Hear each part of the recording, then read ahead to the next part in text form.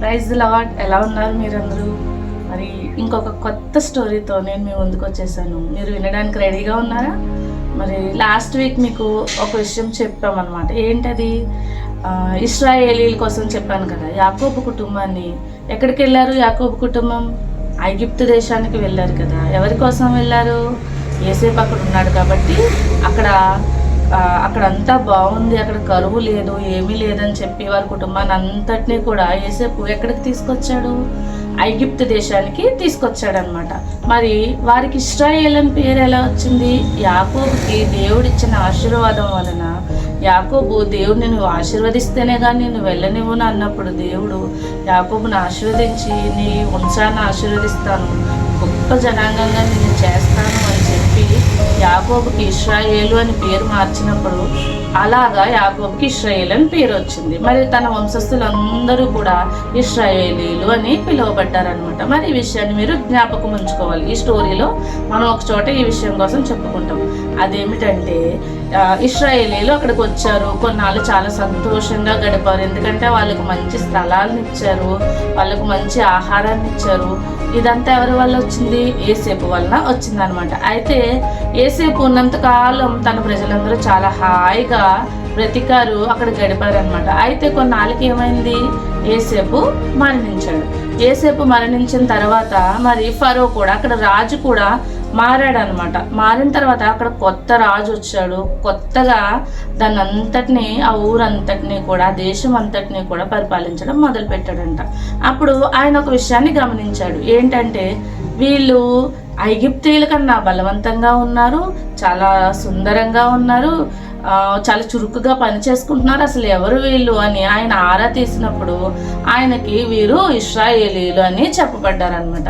మరి అప్పుడు ఆయన ఏం చేశాడంటే, ఆయనకి అది నచ్చలేదు. తన ప్రజల కన్నా వాళ్ళు బాగోవడం, చురుకుగా ఉండడం, మంచిగా పని చేసుకోవడం అవేమి ఆయనకి నచ్చలేదు అనమాట. నచ్చకపోవడం వల్ల మరి ఏంటి, యోసేపు అంటే అతనికి తెలియదు. యోసేపు ఏం చేశాడు, ఆ రాజ్యానికి ఎంత సహాయపడ్డాడో అదేమీ అతనికి తెలియదు. ఒకవేళ తెలిసినా అప్పుడు ఆయన ఇక్కడ లేడు, రాజుగారు మారిపోయారు. కాబట్టి ఆ ప్రజలని తన సొంత ప్రజలుగా చూసుకోడు కదా. కాబట్టి ఏం చేశాడంటే, వీళ్ళు మా ప్రజల కన్నా ఎక్కువ అవ్వడం, మంచిగా ఉండడం నాకు నచ్చలేదు. కాబట్టి వీళ్ళని ఎలాగైనా మనము హింసించాలి, వీళ్ళని బాధ పెట్టాలి అని అనుకుని అతను వాళ్ళ మీదకి అతి క్రూరులైన, చాలా డేంజరస్ అయిన మనుషుల్ని అధికారుల కింద వాళ్ళని నిలబెట్టాడంట. పెట్టి వాళ్ళతో చాలా చాలా కష్టమైన పనులు చేయించేవారంట. పెద్ద పెద్ద కట్టడాలు కట్టించడము, చాలా బరువులు మోయించడము, ఎన్నో కష్టమైన పనులు చేయించేవారంట. అయినా సరే వాళ్ళు ఏం చేశారంటే ఇంకా ఇంకా ఇంకా ఇంకా జనాలు పెరిగిపోయేవారంట. ఇశ్రాయేలీలు ఎన్ని కష్టాలు వచ్చినా, ఎన్ని బాధలు వచ్చినా వాళ్ళు ఇంకా బలంగా, ఇంకా అందంగా చాలా ఎక్కువ మంది పెరిగిపోయేవారంట. వాళ్ళందరూ ఐగుప్తీయుల పైకి వాళ్ళతో పని చేయించుకున్నా వాళ్ళ మీద అధికారం చూపించిన మనసులో భయం ఉండదంట. వీళ్ళేంటి ఇలా పెరిగిపోతున్నారేంటి, వీళ్ళు మన మీద తిరగబడతారేమో, వీళ్ళు ఇంత బలవంతులుగా తయారైపోతారేమో అని చాలా భయపడేవారంట. అయితే ఆ టైంలో ఫరోకి, అంటే అక్కడ ఉన్న రాజుకి ఒక చాలా భయంకరమైన ఆలోచన వచ్చిందంట. అదేంటో తెలుసా? అదేంటంటే వాళ్ళ వంశస్థులు, అంటే ఇశ్రాయేలీల వంశంలో ఉన్న మొత్తం మగపిల్లలందరినీ కూడా చంపేయాలి. అంటే ఇప్పుడు పుట్టబోయే బిడ్డలందరూ కూడా ఒకవేళ పుట్టే పిల్లలు ఆడపిల్ల అయితే వదిలేద్దాం, మగపిల్లోడైతే ఖచ్చితంగా చంపేయాలని కొంతమందిని పిలిపించి వాళ్ళతో చెప్పారంట. వాళ్ళు ఎవరంటే, ఇప్పుడు మీ మమ్మీలకి ఒకవేళ పిల్లలు పుట్టేటప్పుడు మీరు ఎక్కడ పుడతారు? హాస్పిటల్లో పుడతారు కదా, డాక్టర్ డెలివరీ చేస్తారు కదా. మరి అప్పట్లో డాక్టర్స్ ఉండేవారు కదనమాట. అప్పుడు ఏం చేసేవారంటే కొంతమంది స్త్రీలు వారికి సహాయం చేసేవారు, వారిని మంత్రసానులు అనేవారు అనమాట. వాళ్ళని పిలిపించి రాజు ఏం చెప్పాడంటో తెలుసా? మగపిల్లలు పుడితే కనుక ఖచ్చితంగా చంపేయండి, ఆడపిల్లలైతే విడిచిపెట్టండి అని చెప్పాడంట. అయితే వాళ్ళు ఏం చేశారంటే మరి వెళ్ళారంట. వెళ్ళినప్పుడు వాళ్ళకి ప్రసవం జరిగేటప్పుడు మగపిల్లలు పుడితే చంపేవారు కాదంట. ఎందుకంటే వారు దేవుడికి భయపడ్డారంట. వీళ్ళు దేవుని మనుషులు, దేవుని బిడ్డలు, మనం ఇలా చేస్తే మన మీదకి ఏమైనా అపాయం కలుగుతుందేమో, ఇది చాలా చెడ్డ పని, చంటి పిల్లల్ని చంపకూడదు, మేము చంపమని చెప్పి రాజు దగ్గరికి వెళ్ళి వాళ్ళు ఏం చేశారంటో తెలుసా?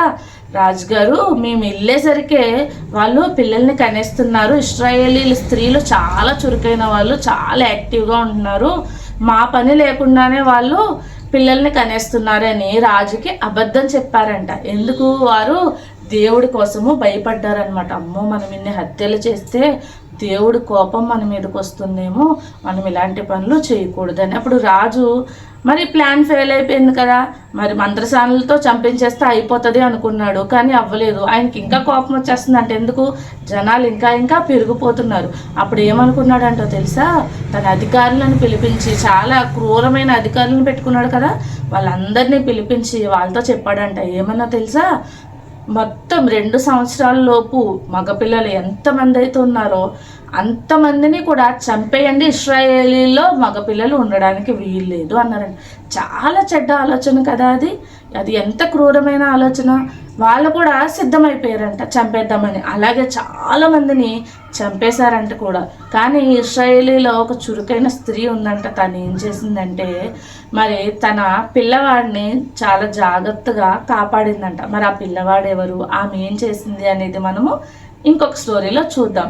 మరి ఇక్కడ మీరు ఏం నేర్చుకున్నారు? మీరు నేర్చుకోవాల్సినవి, నేర్చుకోకూడనివి 2 విషయాలు ఉన్నాయి. ఒకటి ఏంటంటే, మంత్రసానుల్ని చూసి మనం ఏం నేర్చుకోవాలి?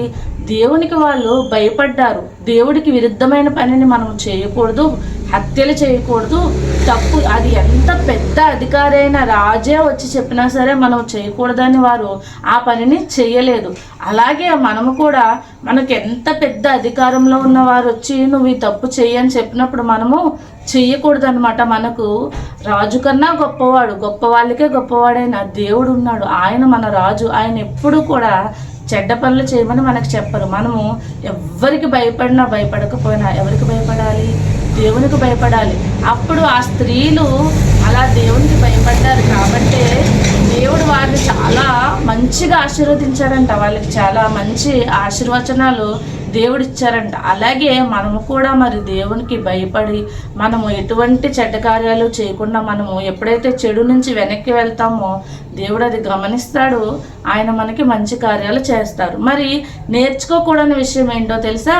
ఫరో ఏం చేశాడు? రాజు మరి వీళ్ళేంటి నా జనాల కన్నా ఇలా పెరిగిపోతున్నారు, ఇంత మంచిగా బలంగా దృఢంగా తయారవుతున్నారు, ఇంత గొప్ప జనాంగం అయిపోతున్నారు, వీళ్ళని ఎలాగైనా మనము చంపేయాలి అనుకున్నాడు. మరి ఆయన అక్కడ ఏం చేశాడు? అసూయ పడ్డాడు. మనం ఎవరి మీద కూడా అసూయ పడకూడదు అనమాట. అసూయ చాలా చెడ్డది. అలాంటి వారిని దేవుడు అస్సలు క్షమించడు అనమాట. మనము కూడా అలాగే చేయాలి. మరి మీకు స్టార్టింగ్లో ఒక విషయం గుర్తుపెట్టుకోండి అని చెప్పాను. ఏంటది? మరి యాకోబుకి దేవుడు ఇశ్రాయేల్ అని పేరు పెట్టారు. మీ వంశాన్ని నేను చాలా గొప్పగా ఆశీర్వదిస్తానని చెప్పాను కదా. మరి అది మనము ఇప్పుడు గుర్తు తెచ్చుకోవాలి. ఎందుకు? వీళ్ళు ఎన్ని కష్టాలు పెడుతున్నా, ఎన్ని శ్రమలు పెడుతున్నా, ఎంత మరి వారికి ఆహారం ఎంత కొదువైనా ఇక్కడ ఏమవుతుంది? ఇశ్రాయేలీలు ఏమవుతున్నారు? అంచెలంచెలుగా ఎదిగిపోతున్నారు. అంటే యాకోబు ఏం చేశాడు?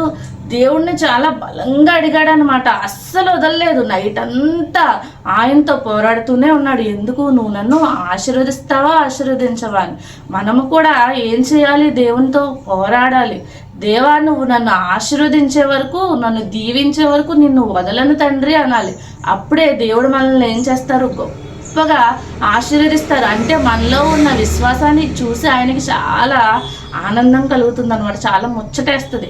కాబట్టి ఆ టైంలో ఆయన ఏం చేస్తారు? మనల్ని చాలా గొప్పగా ఆశీర్వదిస్తారు. కాబట్టి మనం ఏం చేయాలి? దేవుణ్ణి విసిగిపోకుండా మరి అలసిపోకుండా దేవుణ్ణి మనము వేడుకున్నప్పుడు, అడిగినప్పుడు ఆయన మనల్ని ఆశీర్వదిస్తారు. కాబట్టి మనము ఈ కథలో ఎన్ని విషయాలు నేర్చుకున్నాం? 3 విషయాలు నేర్చుకున్నాము. ఏంటి? తప్పు చేయకూడదు, ఎంత గొప్ప అధికారైనా. అలాగే ఒకరి మీద అసూయ పడకూడదు. అలాగే మనము దేవుని విడిచిపెట్టకుండా మనము అడగాలన్నమాట, మనల్ని ఆశీర్వదించమని. ఓకేనా? మరి మీకు ఈ స్టోరీస్ నచ్చుతుంటే మరి మనం ఇలాగే కంటిన్యూస్గా బైబిల్లో ఎన్ని స్టోరీస్ అయితే ఉన్నాయో అవన్నీ కూడా నేర్చుకోవచ్చు అనమాట. ఎవరైతే బైబిల్ చదవరో, తెలియదో వాళ్ళందరికీ కూడా ముఖ్యమైన స్టోరీస్ అన్నీ కూడా మేము చెప్పాలని ఆశపడుచున్నాం. ఇవన్నీ కూడా మీకు చదవకుండానే బైబిల్ చదివితే మీకు ఇంకా బాగా అర్థమవుతాయి. ఈ స్టోరీస్ చూసినా కూడా మీకు అర్థమవుతాయి. ఇవన్నీ కూడా మీరు చూడాలని, మీరు చూసి మీకు నచ్చితే కనుక మీ ఫ్రెండ్స్కి షేర్ చేయండి, లైక్ చేయండి, కామెంట్ కూడా చేయండి. మరి మా వీడియోస్ని ఆదరిస్తారని మేము ఆశిస్తున్నాము. మీ ప్రార్థనలో మా సేవని గుర్తు చేసుకోవాలని కోరుకుంటున్నాను అనమాట.